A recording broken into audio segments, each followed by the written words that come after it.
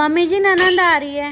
हाँ तो तेने क्यों मुंह फुला रखो? घर में बहन बेटी आए करें सब किया में अच्छे अच्छे खाने बना बढ़िया से। घर में बेटी आने ते चहल पहल होवे, मन लगे खूब। मम्मी जी पूरी बात तो सुनो। कुछ सुनने की जरूरत ना, बढ़िया बढ़िया खाने बना, चल रसोई में। ठीक है मम्मी जी, आपकी ननद आ रही है। अच्छा सुन। हाँ जी। ऐसा कर, मूंग मसूर की दाल बना दे, जल्दी बन जाएगी।